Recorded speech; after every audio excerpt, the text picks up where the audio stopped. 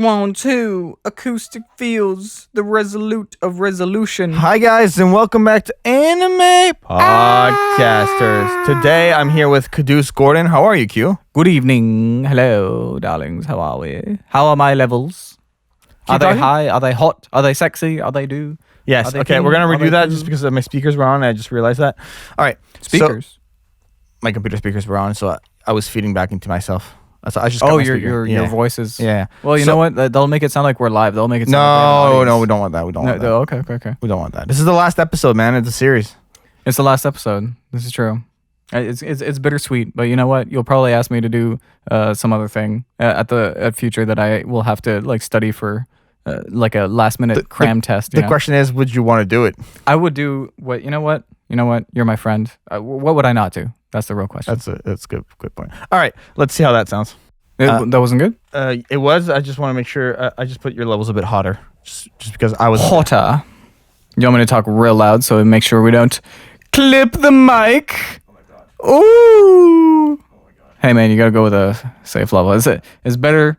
Tis better to have low clipless levels than to have flown too close to the sun. And now you have a clipperoo. All right. Hi, guys. Welcome back to Anime Podcasters. I'm here with Q. How's it going, Q? Hello. You didn't do the cadence. You didn't do the anime. Are you like that? Is that? I like when you. That's my Is that what you part. want? Is that why you came here? I would like that. Yeah. Yeah. All right. You gotta do it again. This is a sound check. Keep all this in, but do it again. No, I'm not. Maybe I'll put it at the end.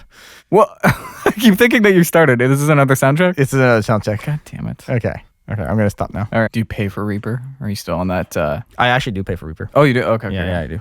You're the first person that I know that pays for it. No, I would you like to throw some cash in our donation bin? And no, it's a great software. No, everyone listening to this should go buy Reaper if they use it. The only time I've used Reaper is for like I was recording voiceover stuff for a video game. And then it was like, oh, we always use Reaper in this industry. And I was like, oh, okay. Reaper is very common it's got the game integrations with oh yeah, you can put the animation. Yeah. Oh my gosh, I should know this off the top of my head. With Wise. Yeah. WWISE Wise. It's a game engine audio. It's a game audio engine for integrating sounds into games. You can like work directly from Wise to Reaper. Interesting. Anyway. Hi guys, and welcome back to a brand new episode of Anime Podcasters. Wait, can we do it together? Can we do it? Oh, absolutely. I want to do it together. Okay. Hey, so I'll join in for Anime Podcasters. You say the hi guys. Hi guys, and welcome back to a brand new episode of Anime Podcasters. Oh, that was pretty good. Don't worry about it. It's perfect, man. It wasn't super in sync, but hey, it's not about being in sync on the actual wording. It's about being in sync in the podcast chemistry. And we are. This is the most chemical we'll get, Q, because we're getting into outer space. We're going with probably my favorite podcast for you. Okay. Oh. We're unplugging the fridge. Apologies, listeners. Jaian is unplugging the fridge. That's how much we care about the sound isolation and quality of your listening experience. Ain't no bzzz in the background of this podcast, hunnays. No. All right. So yeah, Q, as I was saying, very excited to do this episode with you. This is probably the one that I think you are the best equipped for as a non-anime fan. As a non-anime fan, yet a jazz player. Yeah. Ex-jazz player. It doesn't happen a lot these days. Right. But like, hey, you know what? Well, it's just like riding a bike, you know. Once you learn how to doodle on them ivories, it never leaves your system, you know. Right, your subconscious. Right. I'm still like.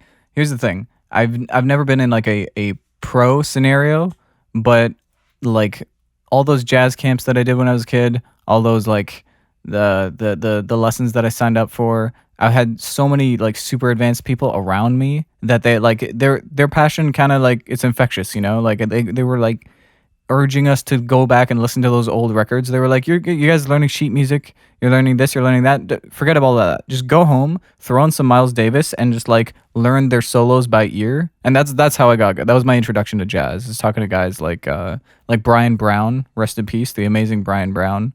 He was like one of the legendary Ottawa. We're both from Ottawa. One of the most legendary Ottawa jazz pianists of all time. Learns from Oscar Peterson. Really? Living legend. I got to meet him. Super lucky. And so yeah, like I'm I'm really into jazz. I love it, and this is like when you told me we were doing this, I was like, okay, it's called Cowboy Bebop. Yeah. It's a very odd title. That was my first impression. I was like, okay, this two It's things. odd, but it fits so well with what the anime is. And Yeah. the thing I just before we because we're obviously going to individually break down songs that we enjoyed and everything. This is the only anime soundtrack that I know of where the composer used a band for like most of it. The seatbelts. Yeah. The Yeah, seatbelts I read and that, Yoko yeah. Kano. What even stranger, even more unusual than that, and I was very surprised to read this because I was scrolling through like the Wikipedia of like the music department, like how that was set up. They had all of the music executed before production on the show itself began. Mm-hmm. I don't think I've ever even heard of that being a thing before. I've heard of there are pieces of pre-existing music that are intended to be used in the thing, Right. But from day one of like writing the script, I've heard of that, but they're pre-existing music. I've never heard of you hire a band, or you don't even hire a band. You create a band for the project itself. You get them to get a bunch of like music down, written, recorded, performed, and then you write with that informing the like creation and the production of the show itself. No, absolutely. Do you know of another example? I couldn't. Like I said, the only thing that like comes remotely close to that is what I said in the last episode of this miniseries, which I should probably specify as well. This is an anime podcasters miniseries where we break down anime soundtracks. The first one we did was on Death Note. Second one was on Attack on Titan, and this one, our final one, on Cowboy Bebop. And like the openings of animes are pre-existing songs. You know what I mean? And those Definitely, yeah. do find themselves in the series in like epic moments. So I think that's the closest. But an entire series like that, or mostly like that, Yeah, unique. where they like commissioned a score, Yeah. as the first step in the production. Like, yeah, that's very unusual. I know, like, there's Baby Driver. You ever see that movie?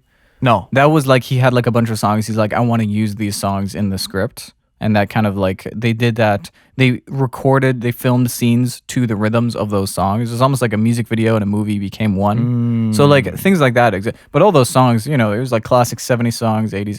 Like they were hits that everybody knows. So when it pops up in a movie, everyone goes, "Oh!" But like this is a wild idea.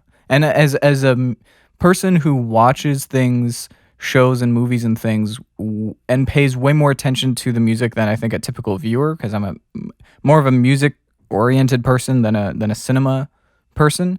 I like that. I like that the score takes such a big chunk of like the essence of the show, and I wish there was more stuff like that, because there's so many just okay shows or just okay movies that I love just on the strength of the music and how well the themes are written. There's so many examples. Like people like to complain about those the Star Wars prequels, like from the 90s and 2000s. People like, oh, those movies, they haven't aged well, the effects are bad, Jar Jar's annoying, blah blah blah. And I agree with all of them. But John Williams, oh my god, like did he not crush people Duel of the Fates? That's the thing that people talk about the most, Right, like right. in my opinion, amazing soundtrack. It can hold up, like even if you're not that into the thing, it can just hold it up for me. It can. And I think that the soundtrack for Cowboy Bebop, like it really sets the tone of the anime. How much have you seen of the actual anime itself? I haven't watched any. Okay, I just interesting. listen. I just Interesting, listen. Yeah, okay. I'm going to actually. I don't know how many of the listeners have watched this already, but like, can you like summarize, like just generally explain like the themes, like what the show's about? Because I'm curious as someone who's going in blind. So the idea of Cowboy Bebop, it's a ragtag team of space bounty hunters. Okay. And they fly around space in this spaceship, obviously, where they listen to this news program, and it's like, oh, today's bounty is this, and it starts out with that, where oh, this really popular criminal is escaping, and he was last seen in this area, so they start doing that, and it starts out with Jet and Spike, the two main characters, I would really say, and then they recruit more characters as the series goes along. It's like the series is about, it has a runtime of I think 26 episode. Don't quote me on that, but it's like it's one set season, right?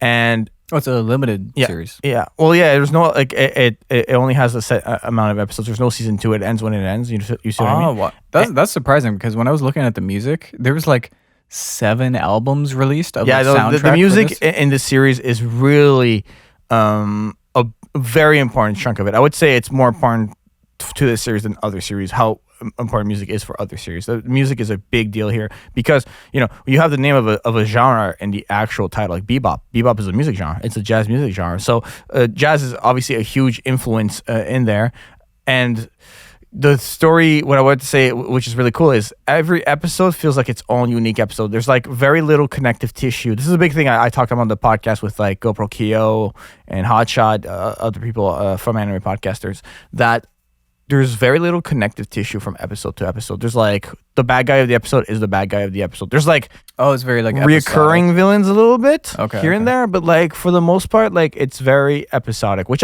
I personally really enjoyed. I missed that. I missed that a little bit. You ever watch old TV and you realize, you can drop in anywhere in the show, any season, any random episode. You can just drop in, watch an episode, and be like, oh, that was great. I knew what was happening, and then just head out again. Like there was like a shift. Like you got to blame HBO for this, right? There was a shift, and as great as these shows were, The Sopranos and Breaking Bad and stuff like that, it was just like we're gonna have these long season arcs where it's like one big long story told in chunks instead of just like little stories that are fully wrapped by the end of the episode. 25 minutes long, and then you're or 22 minutes long, and you've resolved all of the conflicts have been wrapped up. You know what I mean? And I think people, while that's not the norm anymore, I think people kind of miss that because it is less of a commitment to take on a show. You can just like just throw on an episode of The Simpsons. You can just watch any random episode. Right. No, absolutely. But thinking more about like the actual music itself, we got to start with Tank.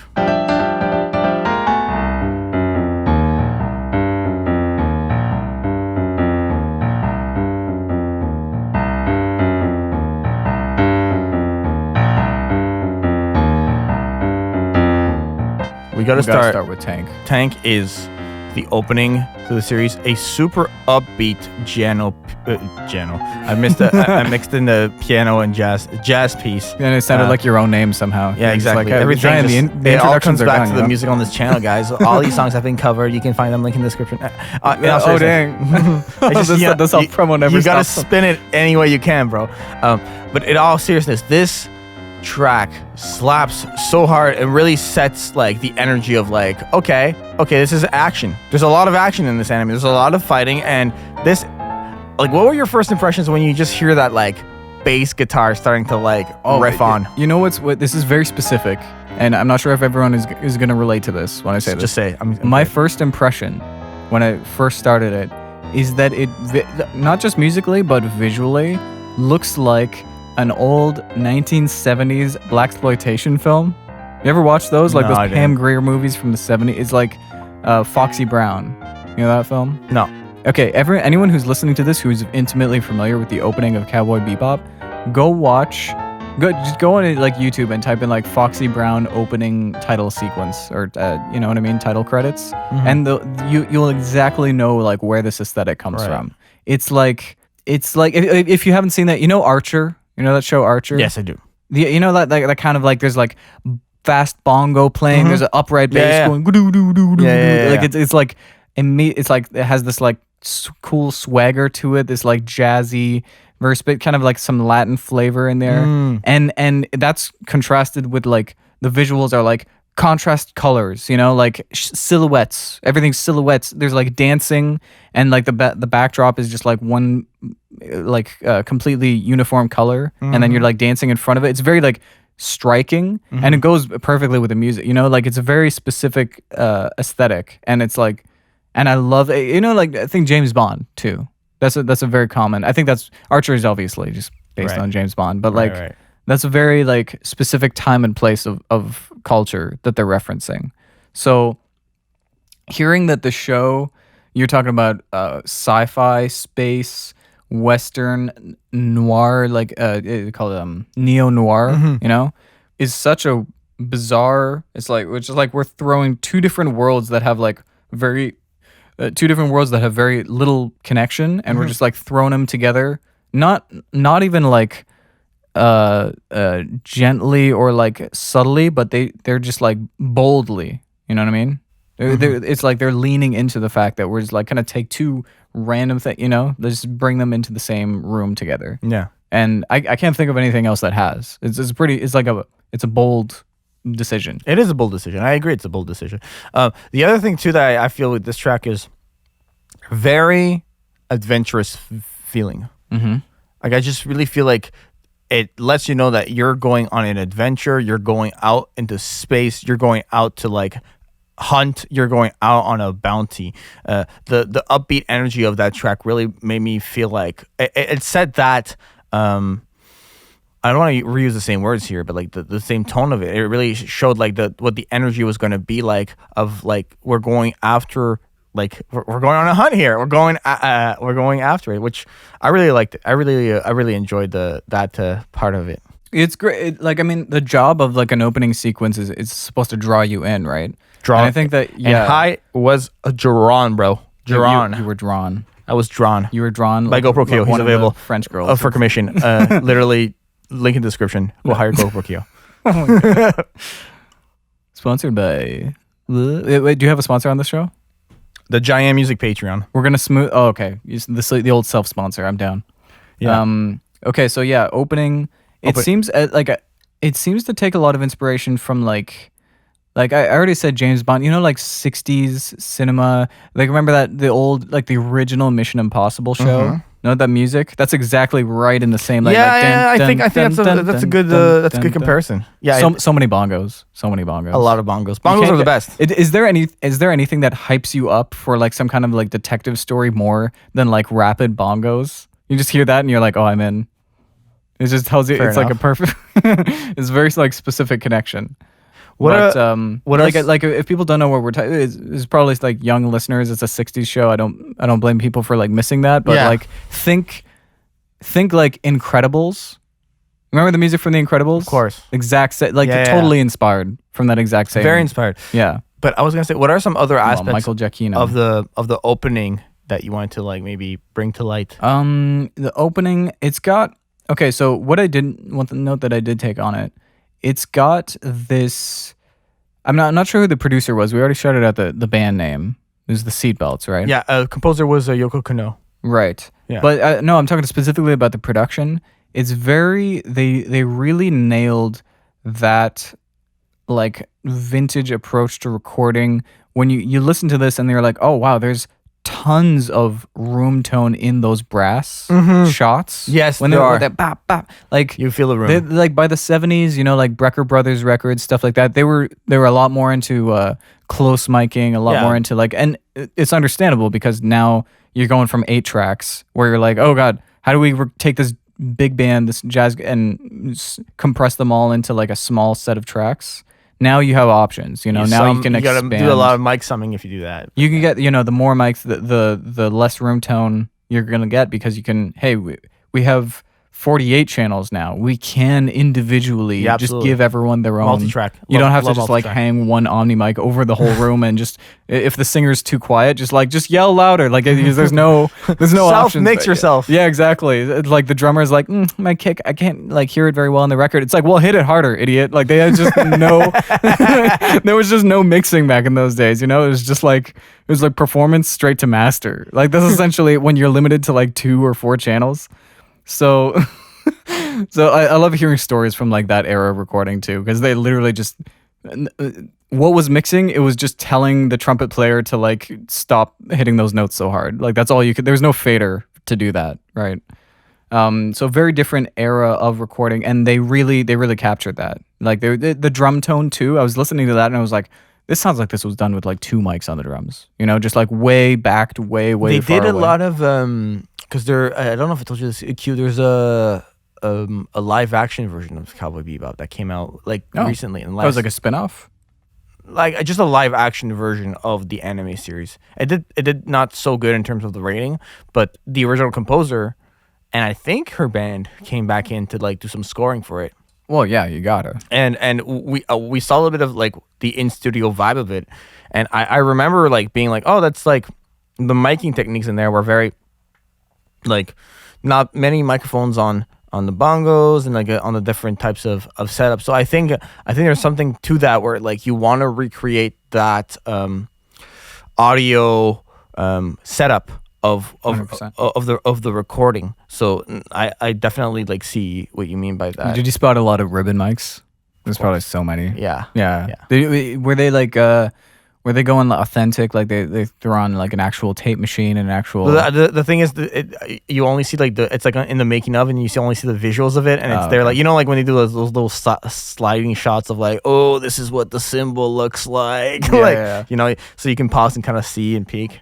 As an audio nerd, as you should, but man, the opening. It's strange to watch like footage of like an orchestra or a band or something with a conductor in the room shooting or rolling like this music, like the score, because they just have like this giant projector showing the movie, and then the conductor is just keeping an eye on the screen, looking at the sheet music and looking at the orchestra, and then like just juggling all three. Right. You know what I mean? Like it's a challenge. I think big as a challenge. conductor, No, because like absolutely is. you already have so many balls in the air as a conductor of just like an orchestra. They're performing a Brahms piece. Yeah. You're already thinking about all these. You have like 80 musicians at your fingertips, and you have to sort of like keep things like all these different things in mind. So you're recording the score for something, at least in the way they did it in the old school, like pre-digital. Yeah, absolutely. Which is what this show is mimicking. Yeah. Now you have the added aspect of like you got to keep an eye on the screen and be like, this shot, this little like string like hit has to line up with like this edit that's happening. Like there's so many specific things that you have to like be ready for. It's like you have to have this movie totally internalized by the time that you're doing that, executing that. No, you do recording. And then like outside of maybe the opening track, what are some other like standout songs that you wanted to break down a little bit here? I had one more thing on the opening. for sure. Go ahead. I had one more thing in the opening. That the sound that they had going for at that point is like it's a type of funk that's very specific to like 70s Brecker Brothers records, like James Brown type funk. Right. And what was interesting to me and kind of surprising is that they had underneath like all the layers, all the horns, all the weird chords, all the dissonance, all of these shots and lines that are just like really executed with like so much precision and complexity. Underneath all of that, it's essentially just a 12 bar blues structure. I don't know if you picked up on that, but like if you just tell me more. If you just like listen to, if you were to just like simplify those chords down to like straight sevenths and just like play them out on a piano, it would play like 12 bar blues. They've just added so much. It's like they put like a hat on a hat on a hat with those chords, and they're so like rich. So it departs away from that blues sound. But if you just boil it down to like the actual harmonic structure, that's essentially what it is. Which was surprising to me because like the sound that they had going for like the era that they were evoking funk wise had kind of like departed that like harmonic tradition. Yeah. Like and there is legit old school blues in the soundtrack. Like we heard some songs. They really hop around to like a lot of different eras of jazz. They had like songs that sounded like some 1930s like Mississippi blues, like Robert Johnson just harmonica guitar, like some really really crusty old sounding blues music, all the way up to like Brecker Brothers 70s funk. So there's like a 40-year chunk of like, I guess most would say like the golden era of jazz, like 20s to like 60s, I would say. That's a really big, It's funny because music genres like they come and go so fast nowadays that it's odd to think of a time where like your parents' music and your music, like those two generations, are not drastically different. Now it's like night and day, where you like you listen to music 5 years ago and it still sounds like it's from a different planet from music now. But back then it was like, pre-internet, pre-digital anything. trends came and went much slower. Right. So anyway, I'm off on a tangent, but yeah, I love that intro. It's probably my favorite part. Those that near the ending, you remember those like dissonant horns? Of course. That like just like Bow, bow, bow. guy. Those are mwah, yummy. Like Yummy. that's Yummy is the a good type word of- for it. That's the type of harmony that I love in Yeah, this yeah. genre, where it's just like you can't even guess with like even someone who's pretty experienced. You're like, is that like an augmented 13th? What the heck is going on there? Such a rich like. Oh yeah, I mean I find that stuff really satisfying. It's a bit. I understand if people react to it like it's a bit abrasive, but like once you kind of get like into that mode, into that aesthetic, that it's addictive. It's so good. Addictive is a good way to put it. Yeah. Anyway, that's pretty much all I had for the opening. It's like I really hope my hope is that there's a whole generation of anime fans, like fans of the show, who know nothing about jazz or funk or bop or anything like that. They get turned on to the genre. You know what I mean? From like listening to that, because that has a it tends to happen a lot. Like people were talking about like Stranger Things. You know, they used a Metallica song. They All of a did. sudden, all these kids Started who listening to weren't Metallica. even born Yeah. are like, oh, what the heck is that? Like, and they're discovering Master! like, yeah, Master! their dad's music. They're just like going way back and checking this stuff out. And if it's enough of a hit, it just spontaneous. This old 45-year-old song just pops back into the Hot Yeah, 100, pops into the charts. They're like, what? What is this old song doing? That there's just a bunch of kids. I think it's obviously the youngest generation that drives the most traffic of like what's a hit song, what's on the charts right now. They definitely have a great influence. So all that to say, I really hope that happens with this show, because like jazz is great. You know, it's like it will not, because the live action did not. The live action was that opportunity to like really introduce, like, you know, like throwing it up on Netflix. Everyone's got a Netflix account. A lot of people have a Netflix account, and the music there with the original composer and the seatbelts, like we really had like an opportunity, but it just didn't.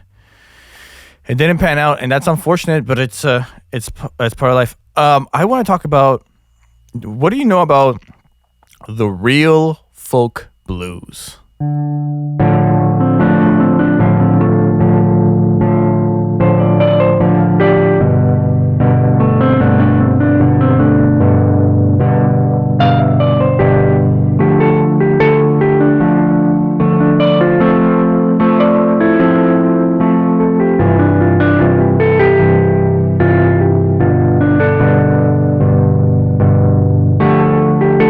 the real folk blue. Oh, the first closer.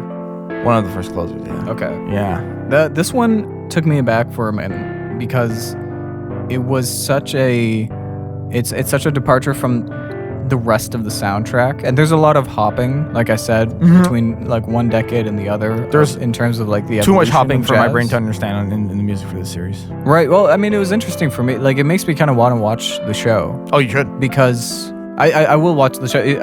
Reading like the summary on Wikipedia, it was bizarre, because it was like, oh, it's a neo-noir, sci-fi, western, vintage. It was like, what are like those three things? What are so you it's like saying, Wiki? Blade What are you Runner saying? meets Firefly meets Star Trek. What are you saying right now? Yeah. It's like western in space, that's been done. Neo-noir in space, that's been done. Like, you know, but like all three.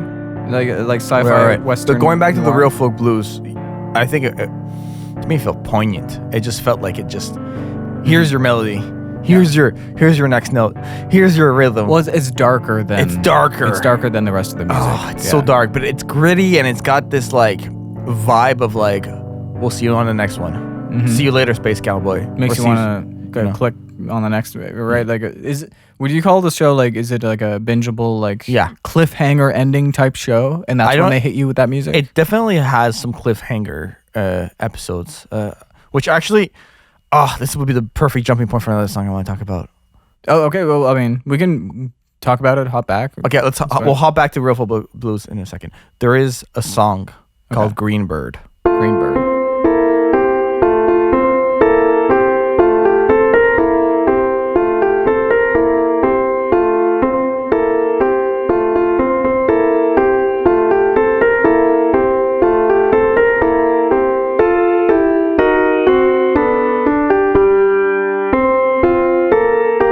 don't think we listened to it today when you came in here, but this song, I have notes here. I want to like. So it's talk about Green Bird. instrumental piece that has like this dream quality to it, and it's got this like introspection vibe to it. It marks the ending of a very significant episode, and you just have like these. It's like this like these choral voices singing one after the other, and it's like happening in this very slow-mo moment, and I really enjoyed like just the textures of all the voices coming together, and there's like a little bit of piano in there that really like meshes it all together, and it's one of those few anime soundtracks that I really feels like it involves like it brings. You can feel the character's emotions more because you can see the regret in the eyes of the character as the song occurs, and you can also feel the nostalgia of what Spike goes through. I'm gonna get a little bit into the story without spoiling here. Spike has some regrets, as any main character should, and Green Bird is one of those songs where you can really go into the dimension a little bit more profoundly and just understand like what's really messing with you, what's really bothering you. And, you know, Spike is also a big risk taker. And there's one scene in this entire anime that I won't spoil, but Green Bird being a soft track and the moment it's attached to is so opposite. But it meshes so well the two elements together. So I just wanted to like sidestep into that for a minute. But going back to 100%, I love it when I watched this video who's like it was made by a music analyst, and he's talking about when songs get used in shows and movies. And he said something that blew my mind a little bit, but as soon as I heard it, I was like, that is so true. He was basically what will grab someone's attention and really make something kind of memorable is when you have a contradiction. Yes. When it's an unexpected choice, that makes way more sense. Like the musical decision as like a supervisor, whoever's making that call, that will pass right through you is when you go, okay, there's a sad moment in this show. Let's find a sad song and put it there. That's like kind of a typical. But when you make some kind of contradictory decision, where like Tarantino talking about Reservoir Dogs, where he's like, it's a torture scene. What am I gonna do? Stuck in the middle with you. Upbeat song, fun, and what happens to your brain when you're watching a really grim torture scene play out with a really upbeat like summer jam? It makes it creepier. It makes it worse. It makes it better. So, yeah, exactly. It's a contradictory musical choice. Yes. Makes it memorable. Yes. So it sounds like that's kind of what you're describing. Yeah, where it's like, it was very contradictory. Yeah. But also it fit. It's weird. It's really weird. Yeah, I like bold, like strange decisions like that. Absolutely, bold decision to make. But I wonder if this song was really about the seatbelts. I don't think this specific one was.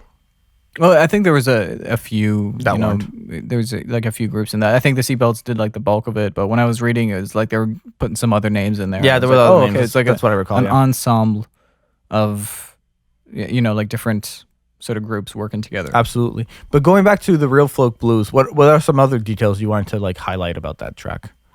Oh yeah, first thing that popped up in my head, mainly when not in the very very start, but when the guitar kicks in, I was like, this sounds like something that like Soundgarden would do. That's good. Yeah, it just jumped straight into like the 90s. Yeah, and I was like, what? I was getting ready for like some kind of thing that would fit in with like the rest of the music, right? But as a credits thing, I guess you want that to stick out a bit. Yeah, like you said, cliffhangery type of ending. You want like a bit of a left hook, like a left turn, right? On the credits theme. So it was interesting that they went in that direction, and it's more specifically in Soundgarden. Like, do you remember Chris Cornell wrote a Bond theme for 2006, the Casino Royale remake? Okay. Do you remember that song?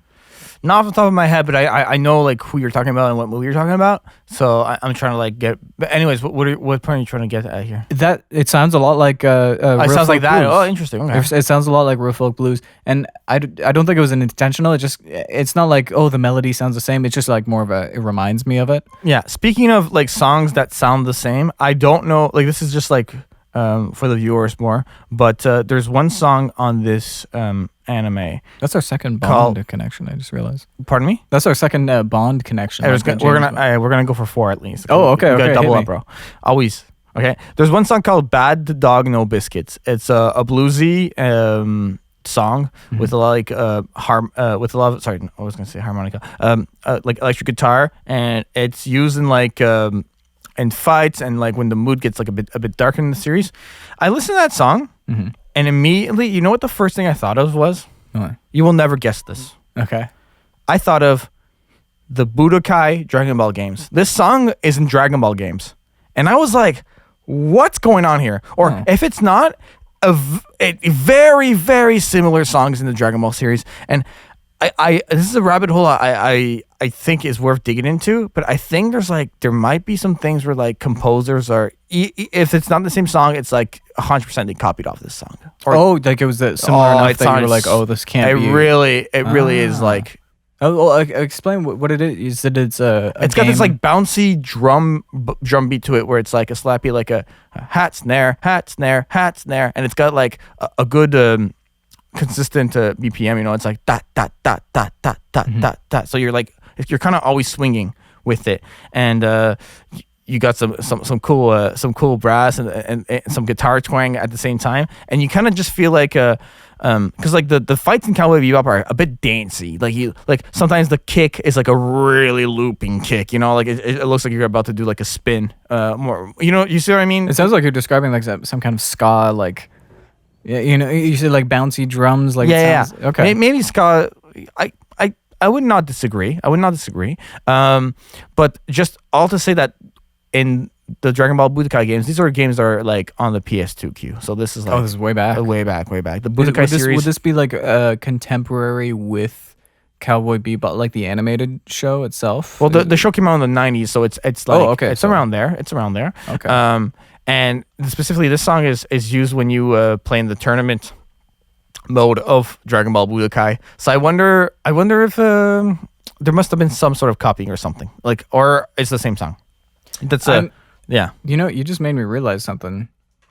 That it's so appropriate that it would be being released in the 90s, because I just said that credits theme just hit me with like a grungy, like Soundgarden feeling, like a Chris Cornell type. Yeah, like you were saying. I just realized that absolutely fits with that time frame. That time frame, it does. But as for the song, being like one inspired the other and stuff like that, what I've noticed, and the more stuff that I hear and have a eureka moment like you had, where you're like, wait a minute, that's exactly like this other thing. Yeah.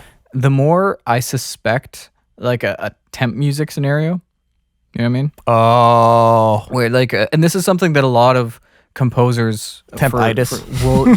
They'll complain about it, and I think one of the most vocal, I guess you could say, like anti-temp music composers is Danny Elfman.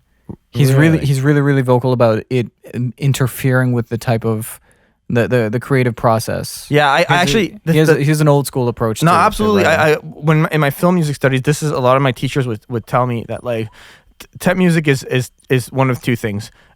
If your first temp song is like a piano piece and like with some strings, you're like, okay, you'll be safe. But like if your temp piece is like, I don't know, like some specific some really specific like high band, it's like you can't compete with that. Like you're screwed. Exactly. You know? Yeah. Like if your temp piece is like Radiohead.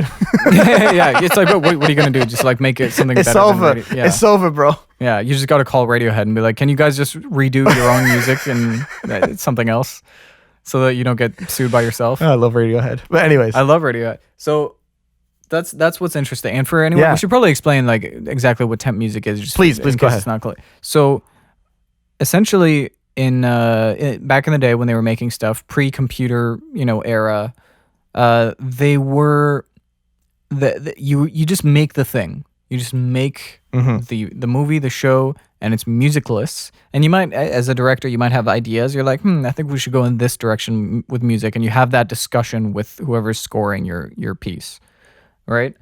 Right. And that was just done. So it gives the composer a lot of leeway and a lot of a lot of room to make their own decisions in terms of what, like, they'll obviously sit down with the director, talk about what the expectations are, but ultimately they are writing it from scratch.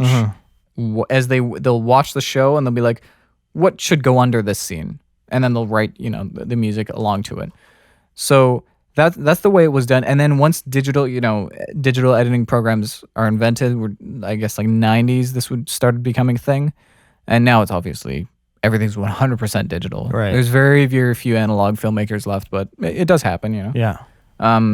Now this gives directors and editors and stuff the power to just grab any random song that they like, and they're like, well, I know that this song, either specifically or this general type of song, wants to inspire this part, like this chunk, this scene. Right. So they can just drag it, pop it into the timeline, and now you're jumping several steps closer to the final product, which always feels good when you're editing, because it's a long time that it is pretty unwatchable. And you're watching these dailies and you're like, okay, I mean, like, his acting seems good. There's nothing else there. There's no Foley. There's no post processing on the colors. There's no music. There's no nothing. So you're just using your imagination. You're like, okay, I think it'll work once all the pieces are there. But now that you can just throw the song in, you don't have to do all that mental labor of like picture it as a final thing. I think it'll feel good. You can just be like, well, here's how it plays with the song. Right. So it's a helpful tool. But when, the movie or the show is finished and you just call your composer, present it to them, and be like, here's what we got. You've now muted all of your temp music. Yeah. The composer will come up with something, show it to the director or the editor, and they might go, I don't know, like, I'm just so used to hearing it with the temp music now. They can't divorce those two things. Tempitis. The music, tempitis. That's it, the music and the visuals have now been married in the head of the director. Yeah. So it's the same thing as demoitis. Demoitis. It's a very common thing. Like, it's not so much that it's better this way. It's just that I'm just used to it that way at this point. So when the composer comes in with new music, you're like, it just doesn't feel like the way I'm used to anymore, because I've seen this play out with the temps. It makes me think of a story I heard. I don't remember what film it was, but apparently, this is really a bad story. But okay, this one composer, and then we'll get back into Bebop. But I think it's related. It's related. This one composer was dealing with, it was a big film, like I think it was a DreamWorks film or something. I could be wrong. But the director was like very like tempoitis to the max. And then finally the composer, like, they meet a halfway point where like they get rid of all the temp music and they put all of like the music that the composer made, and like it was like months and months and months and months and like sleepless nights, like a lot of work went into it. The composer goes to the premiere. All of the music is the temp music. Oh no. All of the music, all of his original music was removed, and apparently when he realized that, as he watched it, he had like a physical reaction, like some sort, like, I don't know if he seizured or something, but like the guy got like physically ill, and I had to be removed from the premiere. Wow. They didn't tell him. It's understandable, because like you spend so much time, effort. Oh my gosh, blood, sweat, and tears. That making this thing, and then they just scrapped it. Yeah, I've had multiple moments where like my music got scrapped from a film or something, or we're just gonna do all Foley instead, and it's like it sucks, but it's part of the. That's part of. But like that's the roughest. Version of it. When music just gets cut in favor of silence, I think that, as upsetting as it is, you just got to take that. Oh yeah, it's like, you know what? You're not the soundtrack, like you have to separate yourself from the soundtrack. It's your creation. It's not you personally. You're at the service of the final product. Ultimately, right. And there was this one thing that I really liked, that the director Watanabe. For Cowboy Bebop, the director for Cowboy Bebop is Watanabe. So He's amazing. He's like one of a kind, and he was also involved in the live action.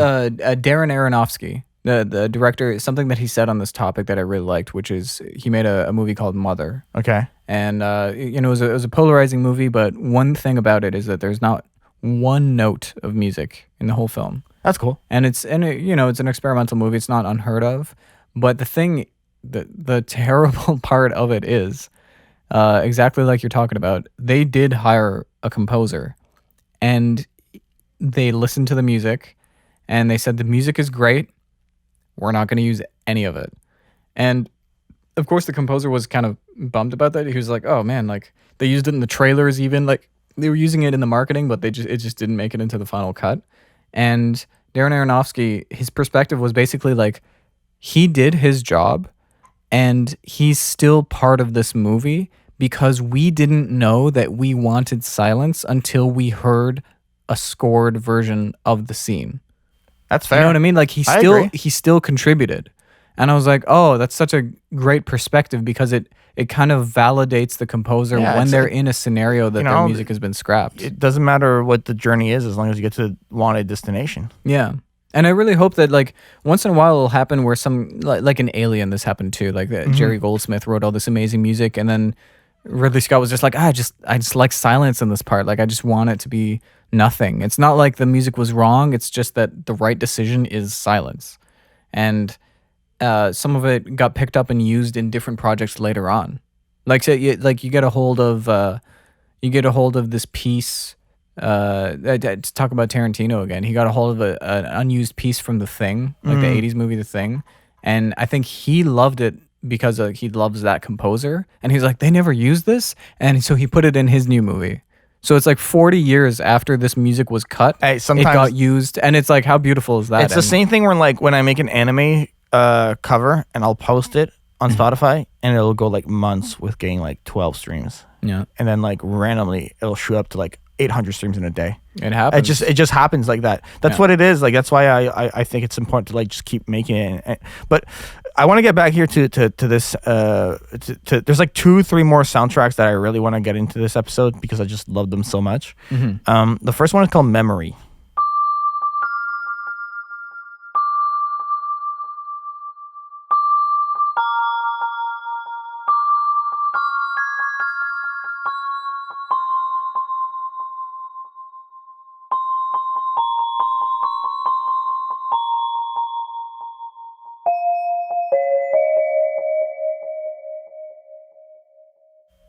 I don't know if we didn't listen to it as well today, but this one is another one it's probably the closest one to Greenbird, where it's just like very twinkly, like has that dreamy quality. Yeah. There's no like big drums or anything. It's just like very vibey bells, reverberant. Yeah. And it's got this evocative feeling where you feel like an emotional charge when you listen to it. And I think it's in a minor key from what I can tell, because it's really feeling melancholic when you listen to it. Like to me it kind of becomes about the reverberation at some point, because it kind of like just becomes part of the piece. You know, when you will use like a synth, and then just like the delay is now part of the music. Like, yeah. I feel like the reverberation, the sprinkle of it, totally became part of the piece. So yeah, like, and it's also unusual in jazz music that production elements like delays become such an integral part. Yeah, of the but music. I would venture to say this is not a jazz piece. Oh, okay. It's definitely not a jazz piece. That's what's cool about Cowboy Bebop. Like, you will have super jazzy pieces, and then you'll have pieces like Memory that are not. There's another one where, how do I say this one without? There's a piece called Goodnight Julia.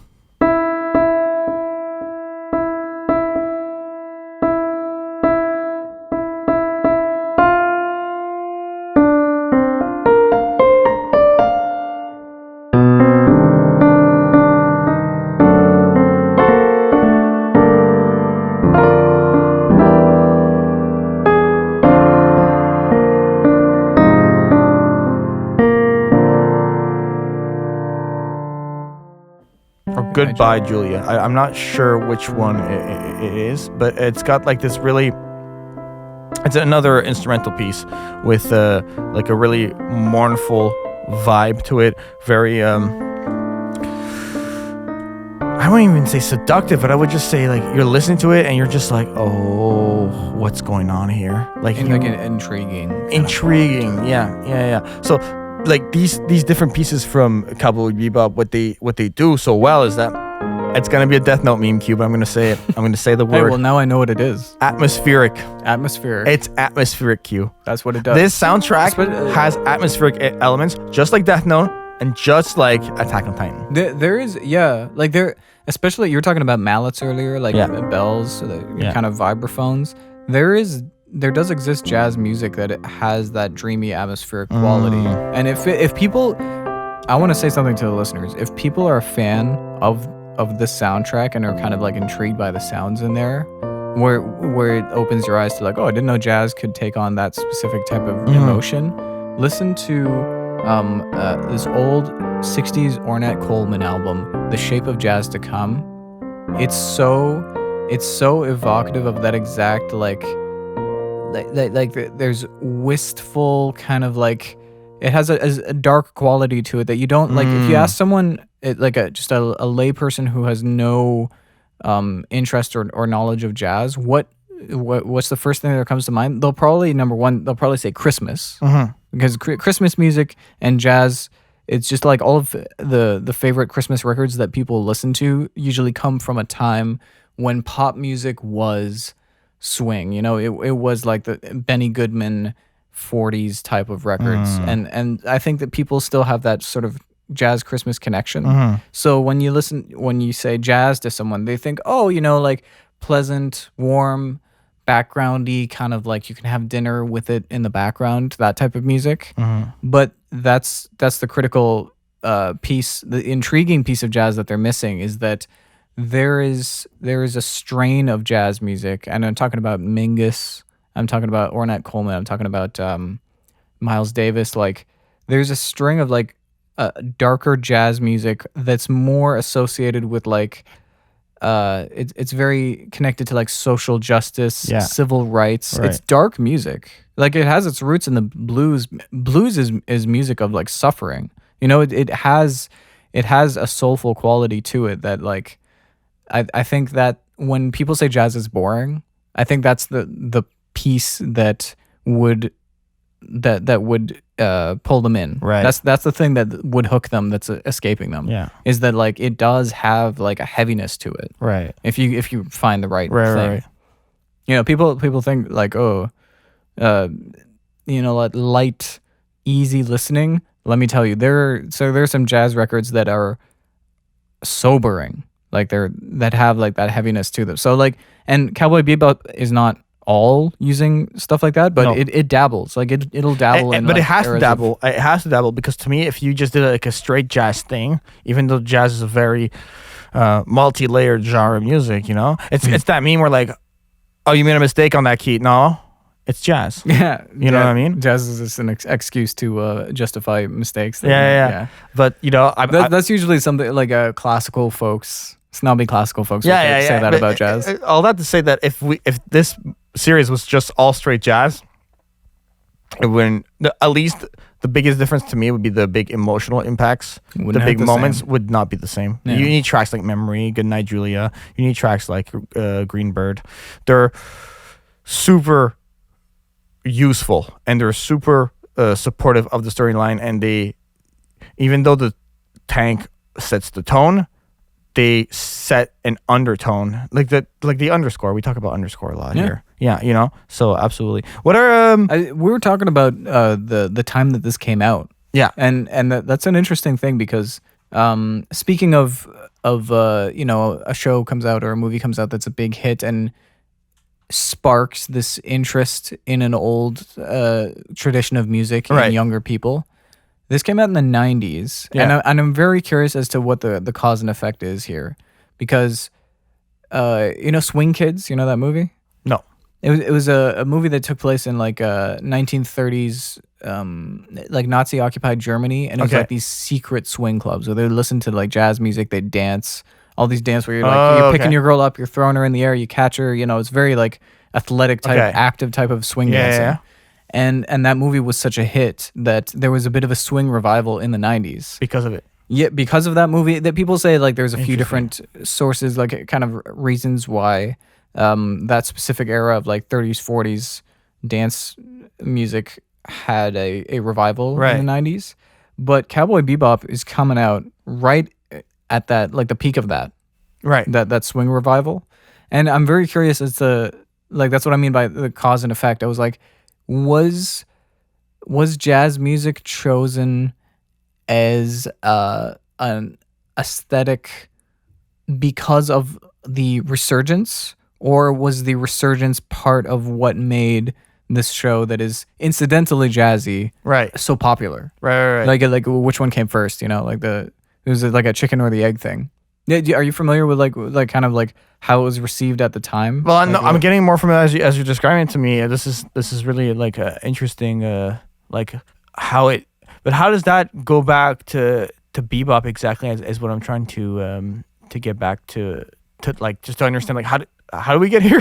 Bebop is Sorry, I go on. No, a it's all good. tangent. It's all good. That's just It's how my interesting. brain- I'm just trying to like connect the. Bebop- It's very episodic, like bebop. You know. There you go. Where you can listen. This is the type of podcast you could just listen 50 minutes into, and then Oh, like, exactly. You, don't even You start- just pop in. Like, listen, if you're bored with any story that I'm telling, don't worry. I'll be on to something else in the next 30 seconds. That's how my ADD brain goes. But go anyway, ahead. so a bebop is essentially when you say bebop, like first thing that pops to mind is like super fast saxophone Yeah. lines, like Tank. it's very, it's not anyone's introduction to jazz because it's so, you know, it's not easy listening. It's usually musicians that are into that Right. pace of jazz. Right. But I think bebop grew out of the type of swing music that I was talking about earlier that kids were dancing to Right. back in that day, back in that era. Bebop was them taking that music, that old swing music, and saying, okay, here's what we'll do. We'll turn up the tempo. We'll turn like to like a, it's no longer danceable really. Like bebop is like, it has like it's you can tap your foot to it, but if you try to dance to it, you would like you tie your legs into a pretzel. Like it's very like overwhelmingly fast, like a train that's barely on the rails. And it has that kind of like excitement and intensity to it and I think that's kind of the appeal to me. Where like solos, you listen to a solo and it's just like a minute and a half of like straight 16th notes. They're just like ripping, and that's bebop. And I know the show is called that, but really it has all range of like It has eras and types of subgenres and like, cultures. Yeah, exactly. Like I was saying earlier, okay, now we're full circle here. Like I was saying, like if this show was just straight jazz, it wouldn't be the same. And okay, Exactly. got it. Yeah, we're getting close to the 1 hour mark here. Q, is there other tracks you wanted to like kind of get into before? My only note here that I haven't touched on is Chameleon. Okay, tell me about that.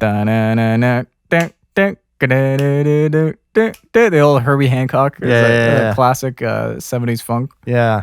I don't remember the name of the song, so I apologize, but one of those tunes is literally Chameleon. It's literally like I heard that exact They bass line, and I was- copied the Dragon Ball games. Copying Chameleon. Like, what are we doing here, man? What's going on, lads? Seatbelts. We got some tempoitis. We're gonna on put you in a our hands, babe. seatbelt. We're gonna question this. Yeah. Honestly, like I know it's a very gray area between a tribute or homage versus like a theft, you know. And I at no point listening to this music was like, oh, a theft has occurred. Like, No. Call your lawyers. No, I think they're what do they call it? Wearing your influences on your sleeve.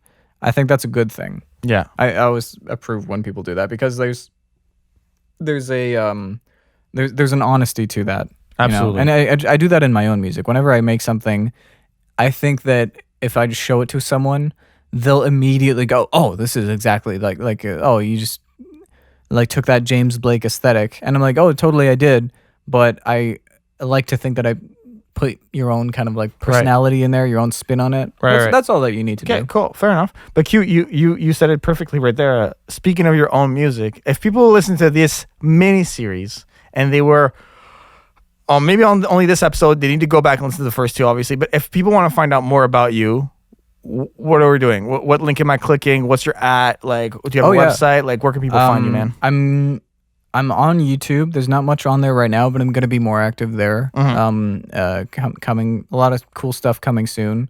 It's just my name. It's just Quddus Gordon, Quddus. Yes, and there's not a lot of Quddus Gordons out there, so you search that. My thing will be. If there's any Gordon family about to give birth, do not name. Do not. Yeah. Do not. I'm the only Q. Okay. That's the rule. And also another note I need to put is that all of the music that you heard in this episode were my covers. Bada bing. Do not think I'm stealing any original soundtracks either. Thank you. That's the important note I usually say at the beginning. I forgot to. I'm saying it now.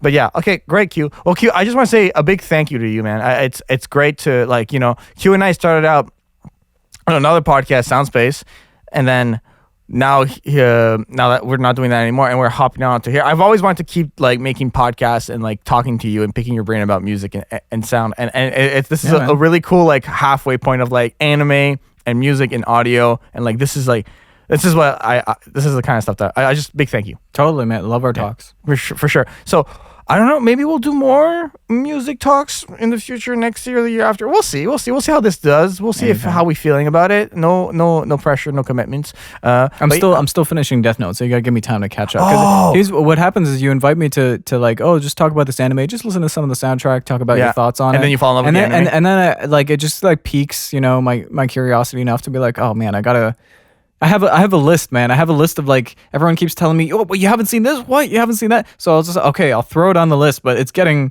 freaking long, man. Like I need to. Honestly, if you do finish Death Note and you want to come back on and talk about it, I would do that episode anytime. Like not even just the music, like just the show itself. Yeah. That would be cool. Yeah. Okay. I feel like you've done like a few episodes on it already. Right? You want to know the funny thing about Death Note?